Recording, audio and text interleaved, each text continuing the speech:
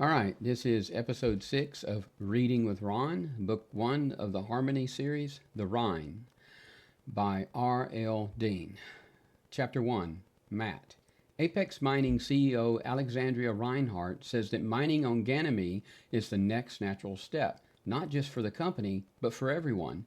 UN Council Deputy Secretary General Sadler confirmed Apex Mining's charter to establish an outpost on Ganymede, but did not comment on the large private security escort that Apex contracted with to protect the miners. In an interview earlier today, Reinhardt stated that an increase in security was necessary because of the escalating piracy out system. Matthew Middleton sipped his coffee through the straw of his drink box and watched the screen. The image of the newscaster changed to the bulky, ubiquitous ore haulers of OutSystem, these bearing the Apex Mining logo. A dozen other ships that were military in design, but not quite military spec, hovered around them. On the screen, on the side of the screen, a still shot of the platinum blonde Reinhardt appeared. I think the question on everyone's mind is, who does she mean by everyone? The Martians, the Earthers, or the mining consortiums? Now there were two newscasters, throwing questions at each other. Matt liked to stay informed, but his attention had drifted from the news feed to his reflection in the screen. There was some gray in the 5 o'clock shadow covering his chocolate face.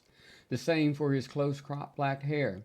In other news, Martian Governor Shultz is hopeful that the UN Council will come to the table and discuss an open market for raw ore. Today was his birthday. He was 43. 20 years ago, he would have been described as good-looking. It's been a while since that mattered, he thought, and grinned at himself in the screen. The hand-com in his pocket of his coveralls beeped, and he fished it out. Go ahead.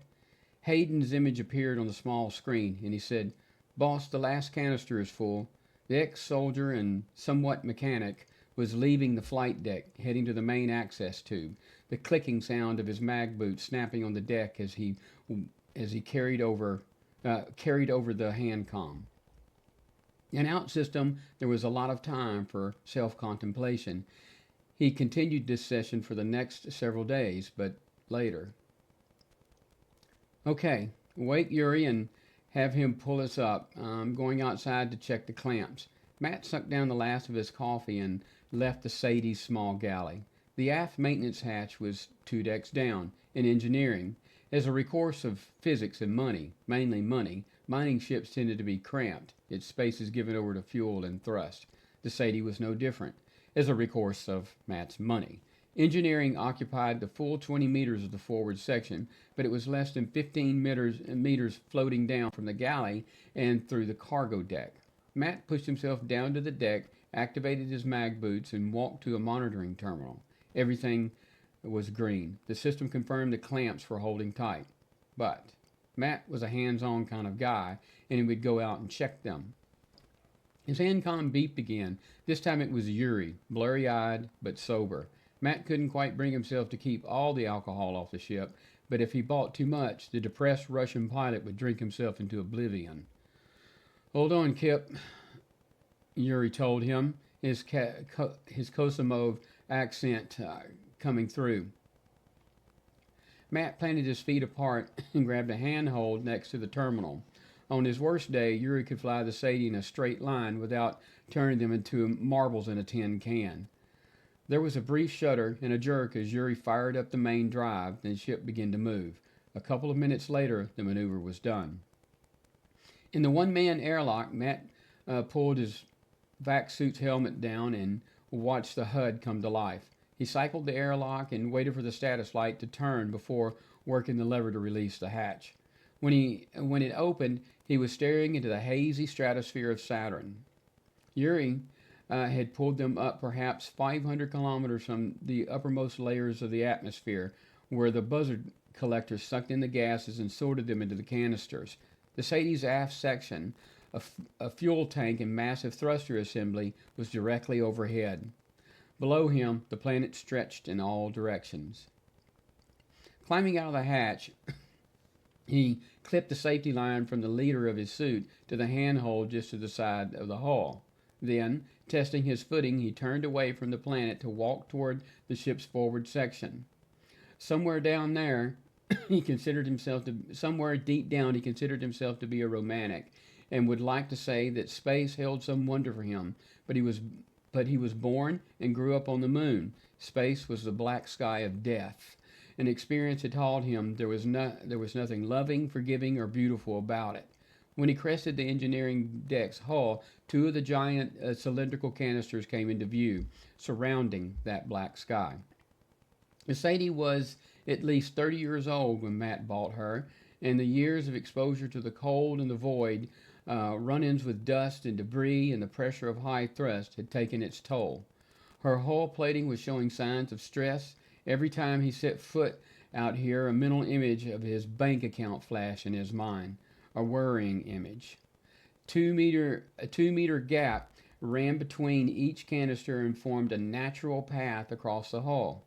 Girders welded to them kept them flat against the hull. Making his way forward, Matt walked by each clamp on the girders, checking its status light.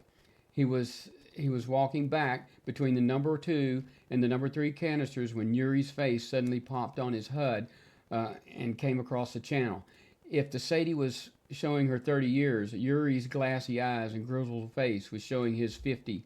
Hayden was behind him, bent forward, his head out of the camera's view. "Are you sure we're reading it right?" Hayden said. Yuri was irritated. Yes, now give me some room." He checked his screen, then looked back at the camera. "There's another ship burning hard toward us, coming up through the atmosphere. What's the ID?" "They're not transmitting one," Yuri told him. In the background, Hayden suddenly pulled back into view and put his hands to his head. "Pirates," the mechanic declared.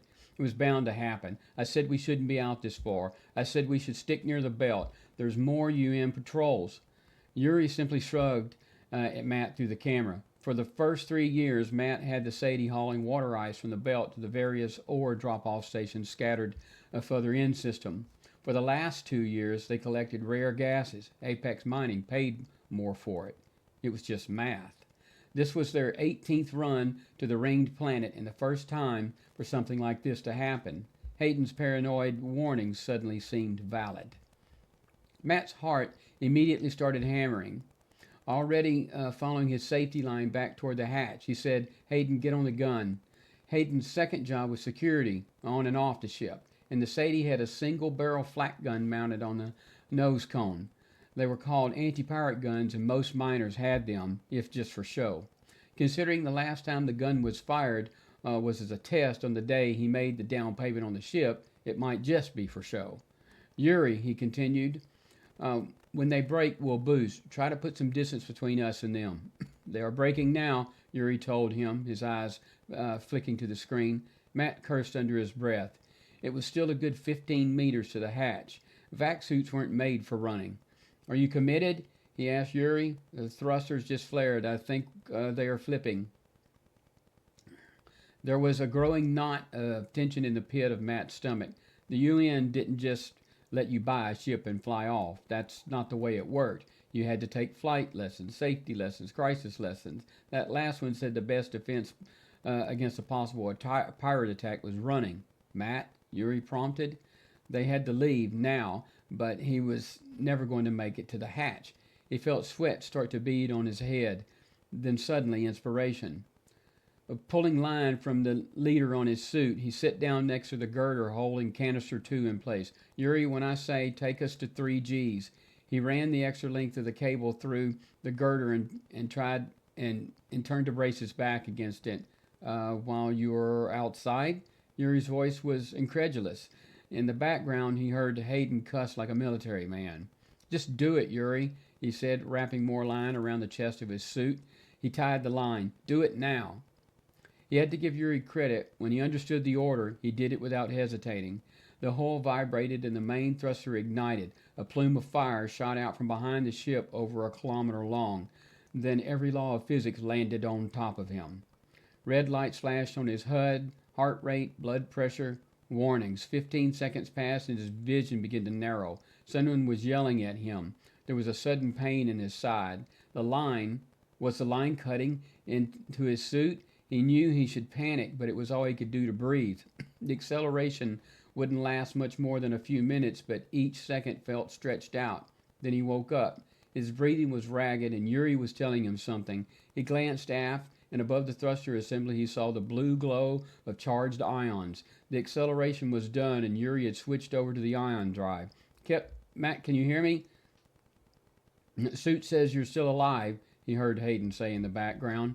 Yes, he answered. His side hurt, and the helmet's HUD was flashing red where the line was tied across his chest. Taking a breath, with shaky hands, he tried to pull the knot loose. We have a scope on them, Yuri said. It's a heavy tug. No markings from this angle, but I see turrets. Matt's vision was still a little blurry, and Yuri's face was too big in the HUD's video link, but he suddenly jerked back from the camera and started focusing on his terminal. They were flipping again. Message coming in, text only. It took a monumental effort to pull the line loose. With heavy breaths, he asked, "What did they say?" They said to cut velocity and drop the cans, and they will let us live. Of course, Matt thought. Can they catch us? It is nothing but a flight deck attached to a giant torch. They will catch us. Next to Yuri, Hayden's face appeared. We can't drop the canisters. Let's flip, and I'll shoot every bullet we have at them. Hayden's determination was understandable. He and Yuri both had a stake in the ship. If they lost the gas harvest, they lost their pay, and the canisters were leased from Apex Mining. They'd have to take out a loan to pay them off. Though he suspected Yuri would probably opt to drop them and hope the pirates kept their word. They won't take a shot at us as long as we have the canisters, Hayden was saying. They'll try to board us and force us to release them. Unless you start shooting at them first, Yuri said, then looked directly in the camera. I do not want to die out here, Kep. I have something to live for. If he let them, they would argue right up until the time the pirates were on top of them. Fighting the pain in his side and trying to stand, he asked, "How long until we're in range of those turrets? Maybe 30 minutes, give or take?" "All right," he said. "Hayden, meet me in engineering. Yuri, tell them we're cutting velocity." Something Hayden said gave him an idea. Neither of them would like it, and it was going to be expensive. He began the painful process of walking and pulling himself back to the hatch. Right, that was chapter 1 of the Rhine.